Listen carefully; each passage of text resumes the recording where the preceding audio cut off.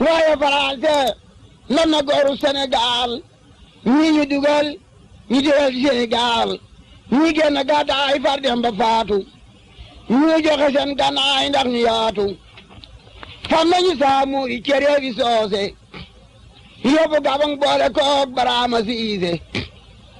tala kapoor ba ñu lekke imbulaañse daf ko ci biir nag laaw la ma faraañse ñoo gën a lam de julbeere ñooro rey nag ki doom ji jàll Fuuta Tooro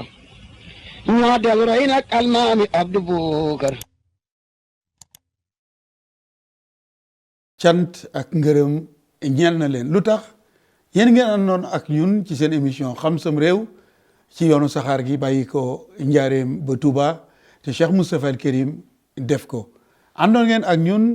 ci émission bu njëkk ba ànd ak ñun ci ñaareel bi li tax cant ak ngërëm ñeel leen yéen ngi ànd ak ñun ci émission bi nga xamante ni moo ci mujj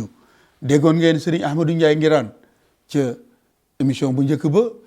dégg ngeen ko itam ci ñaareelu émission bi kon dañu koy jox mu nuyu bokk yi ñuy seetaan nu fas yéene tabbi ak yéen ci seen émission xam sam réew bi nga xamante ni toujours maa ngi leen di fàttali ni mën nañ ko def ci une personne mën ko def ci un lieu waaye mën nañ ko def itam ci un événement kon mën nañ ko def ci jëmm mën ko def ci barab waaye mën ko def itam ci ab xew-xew bi ñu ko doon def nag mooy nax yu rëy yi nga xamante ni tubaab yi colonisateurs yi def nañu ko ci yoonu saxaar gi bàyyi ko njaareem ba ñëw Touba te ñu yokkoon xaalis bi wax ne dañ koy jàllale ba taltal te taltal googa existé wul kenn gisu ko kon sëñ Ahmadou ngeen ñëw ci émission bu mujj bi dama lay bàyyi nga nuyoo. auzu billahi min ashaytaani rajim bismillahi arrahmani irrahim wa sallallahu ala nabiyi alkarim sayidina wa maulana muhammadin almakin wa ala alihi wa ashaabihi wa xadimihi sawi ridwani wa tamkin mbokki asalaamualeykum wa rahmatullahi taala wa barakatu mbokki téléspectateurs yi ci biir réew mi ak ci bitim réew ñoo ngi leen di nuyu te di leen ziyaara bu baax di leen ndokkeel itam ci xew-xew yi jàll di sant itam ci suivre gi ngeen di suivre émission bi mu ngi xam sa réew te mi émission bu am solo boo xamante ni daf na la fàttali démb ndax dana taxit nga xam sa tey dana tax nga xamit sa ëllëg noo koy programmer tey ñu indi woon ci ab émission bu aju woon ci yoonu saxaar gi diggante Cheikh Mouhamadul Moustapha ak tubaab yi nga xamante ni ñoo doon piloté projet bi ak itam ay nax yu am ci biir yoo xamante ni tubaab yi doon nañ ko nax sëriñ bi ci defloo ko loo xamante ni ñoom la waroon boole ko laaj lañ ko doon war a defee def ko ci seen yittey bopp boole ko itam tudd place yoo xamante ni ba léegi existe wut loola itam di lu naax saay loo xamante ni jar naa jàngat jar naa bàyyi xel ndax ca loola rek la xewe ca la yem wala am na yeneen objet yuñ seqaat yoo xamante ni loola am na ca ndax loola foofa rek la yem ndax ba léegi est-ce que yooyu mi ngi continuer di am ba léegi lu yooyu rek moo tax émission yi di émission yu am solo sëriñ Mbay. jërëjëf sëriñ Ahmadou Ndiaye Nguirane dégg ngeen noonu mu ko waxee ndax yi nga xamante ni nax nañ ko Cheikh Moustapha ci raay bi waaye nag mu mel ni li wolof di wax ni mag xam ay naxam ba noppi tabbi ci ndax suñu émission ba lay jàll mel na ni sëriñ Ahmadou Ndiaye Nguirane indi na waxi Cheikh Moustapha joj moo dëggal suñu waxi tey jii ndax nee na fi nga xamante ni fi la soror bu mag bi nekk ci jumaa ji Cheikh Moustapha nekk na fa woo sëriñ Abdoulaye Diop lew na ni ko wéral ma maanaam matériaux yi nekk ci yi ñu doon defaree jumaa ji lan la ci oto mënut a sëf ba mu ko xoolee xamal ko ni ko li ma fi gis lépp day oto mën na koo sëf Cheikh Moustapha xamal ko ni ko tubaab yi day kon nax ma la ñu jublu woon ci ni saxaar mooy mën a sëf yëf yi waaye nag sunu borom dafa sàkk ay doomu aadama yoo xamante ni lu ñu baax doyut ak doomu aadama yoo xamante ni lu ñu baax ëpp na Cheikh Moustapha tubaab yi ne woon nañu bu fi Serigne Touba jógee yoonu murit fi lay yem ndax kenn mënta wuutu Serigne Touba. li may fàttali toujours Serigne Moussa Ka bi muy marsiyal Serigne bi wax na ca wax joo xamante ni ndax moom Serigne Moussa Ka dafa jël boppam def ko muy yoonu murit wi mu ni ma ñëw fi jooy wolof mbër ma defar réewi wolof ba koo ca seeru ami yëf te woote wut fetali sox mu ni nag moo naka mbir yéen ñii di mbër ku mel ni man moo lu ca war gumba gu ndaw gumat la fer ndey jenni mes lu ngeen ca xam te amagul ku ko womat te xamagul yoon wu jubit te munta daw ba raw lorit te xel ma daf nopp yi tax xel may xalam di fer-feri rango yeyul di car-cari cër yee ca des di bër-bëri di jéem a jëf te ruuga lax saa bu xëyee dëgg mu di jooy mbaa mu yëramtalu ba yooy soo ko gisee gët ya di xooy mbaa muy palamtu lu mu sex perantal boobu wala liir boobu di nàmp li sëñ Moussa Ka wax daje ci moom ku ñu ni liir boobu dana dund ëllëg doo ko mën a gëm waaye njool Aminata Lo di Cheikh Moustapha al Karim moo faj gumba ga faj lu ga faj tawati xel ja ba bi mu fi bàyyi ko au mois de juillet 1945 liir boobu ñu doon wax ndax dana dund wala du dund doon mbër moo xamante ni lamb jumu tàbbi upp ko kon bëggoon na rek sëñ Ahmadou nga indil ma commentaire ci loolu nga xamante ne xalaatoon nañ ni Serigne Touba kenn mënu koo wuutu te Cheikh Moustapha wuutu ko ñu doog a tàmbi ci waxtaan bi. waaw jërëjëf Serigne Mbaye Cheikh Mouhamadul Moustapha wala Cheikhul Khadim ci jamono bi mu fi nekk ni mu feese jamono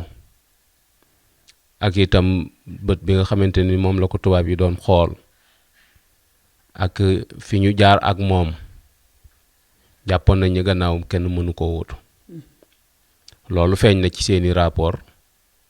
feeñ na itam ci seeni témoins yu bare bari yoo xamante ni wax nañ ni bu demee yoon wi tas ci ay nattukaay yu bare bari yoo xamante ni ca lañ ko natt waaye fekk na booba moom waajal na boppam waajal ak njabootam ba mu wóor ko ni lii mu yor danañ ko mën a wéyal gannaaw ndax ci nettali rek yi nga xamante ni ñu koy jële ci mag yi boo xamante ni dañu dafa woolu sëñ Modou bi muy ñëw ci biir néeg bi la ko fekk waaye daa fekk satla gi sëñ bi yoroon mu dese ko bunt bi ne ci biir néeg bi sëñ Modou tàbbee ci biir néeg bi mu ne ko joxaale ma satla googu mu des ci bunt bi mu ko yëkkatee bunt bi topp ko mu tegaat ko fa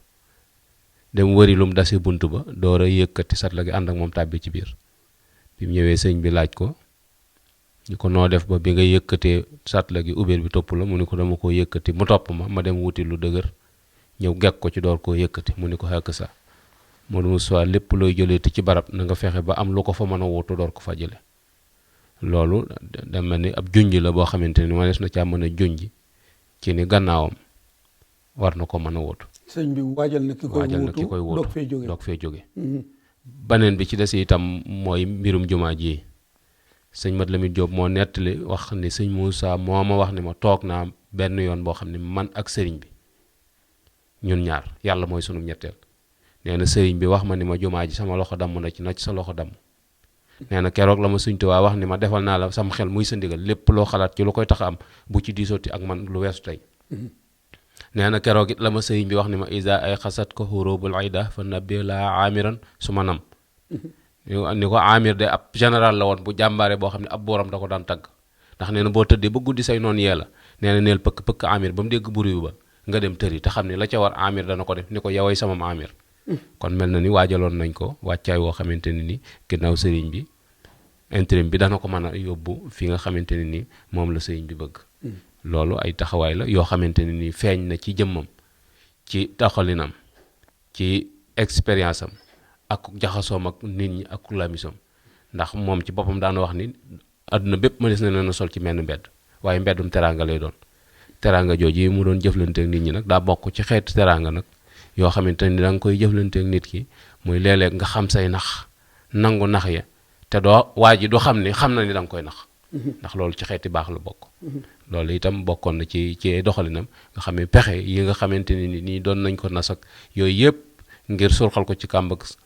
gàllankoor ko ba du dem yooyu yëpp doon na ko bàyyi xel ndax moom benn objectif la amoon muy réalisation yi nga xamante ni loolu la ko fi sëñ bi bàyyil te lii bokkoon ci muy jumaa ji ndax ne woon na ko sama loxo damm na ci mooy sëñ bi tàmbali na ko suspendre nañ autorisation bi ci ak nekkam te suñ borom dogal na ak nekkam ci àdduna war naa jeex loola loxoom damm na ci mu ni ko na ci sa loxo damm moom itam def na ci kéemtalaay kàttanam ba lii ci am ci jërëjëf sëriñ Ahmadou mel na ni kon am moom nga xamante ni wax na ni bu la ab xare yee guddi songee guddi yeel am rek te dem tëdd nelaw dana ko régler kon sëriñ bi waajaloon na Cheikh Moustapha ba mu xam ni bu fi jógee xat du damm ndax bokk na ci li mu ko digal mas naa jële ci yow ngay wax ni sëriñ bi yàgg naa wax Cheikh Moustapha ni ko bu ma fi bàyyi ko nañ ma yóbbu Touba Touba bi woolu Cheikh Moustapha mu dem ñu xamal ko ni ko sëñ bi bu fi jógee njaareem la ñu koy denc ba mu ñëwee sëriñ bi laaj ko lu ñu wax Cheikh Moustapha ni sëñ bi ñoom de dañ ni bu boobaa fii la sëriñ bi ni ko bu boobaa Touba la kon mën nañoo jàngi ci Cheikh Moustapha dégg ndigal te jëfe ko ndax la ko sëriñ Touba digaloon lépp def na ko kon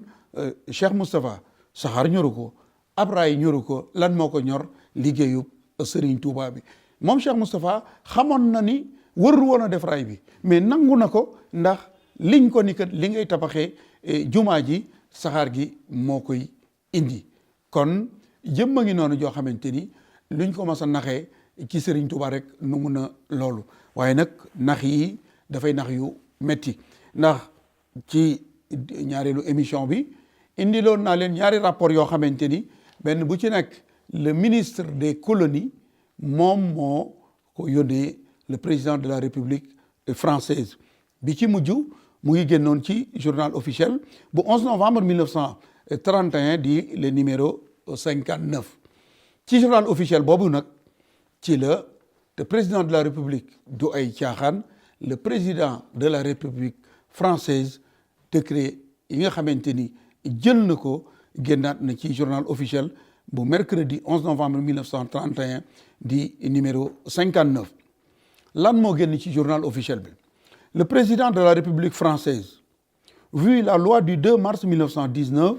ayant pour objet de régler les conditions de l'établissement des voies ferrées dans les colonies ñu ni kon ki jiite République bu France ci loi bu ñaari fan ci weeru mars 1919 te lañ ci jublu mooy régler nan la ñuy defaree yoonu saxaar yi ci colonie yi vu le décret du 22 mars 1931 autorisant l'établissement d'une voie ferrée au Sénégal entre Diourbel et Taltal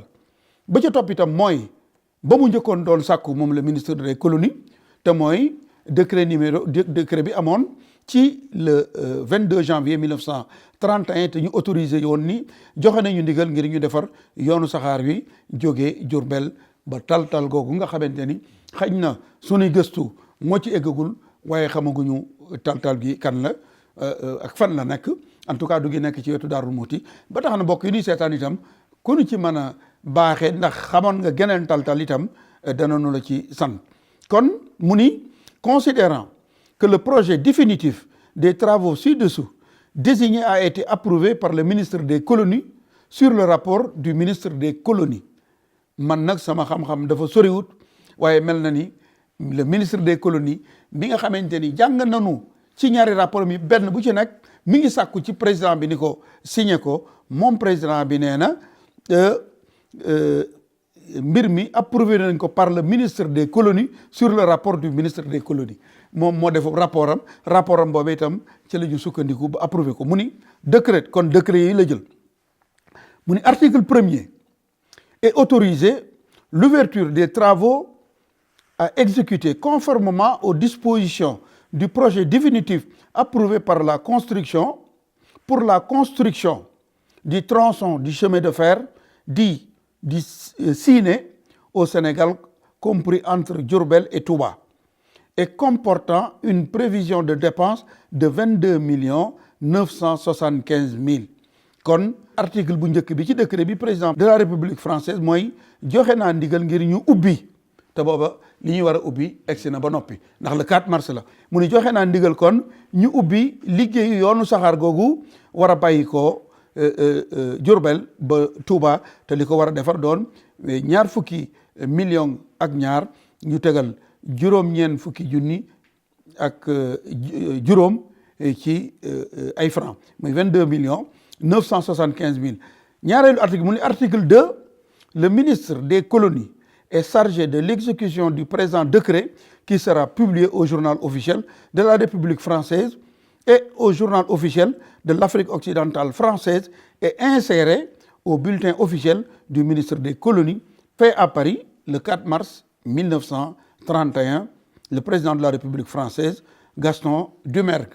kon Serigne Ahmadou président de la République décret bi mu koy jël fukki fan ak juróom lañ ci teg ngir inaugurer raay bi. waaye français lan na gooru Sénégal ñii ñu dugal ñu dugal Sénégal ñi génn gàddaay far dem ba faatu ñu joxe seen gànnaay ndax ñu yaatu fam nañu saamu i cere bi soose yóbbu Gabang boole koog Baraama Siise tala kapoor ba ñu lekke imbulaañse daf ko ci biir nag laaw la ma faraañse ñoo gene lam de julbeere ñooro rey makki doom ji jàll Fuuta Tooro ñoo del roy nag almaami Abdu Bukar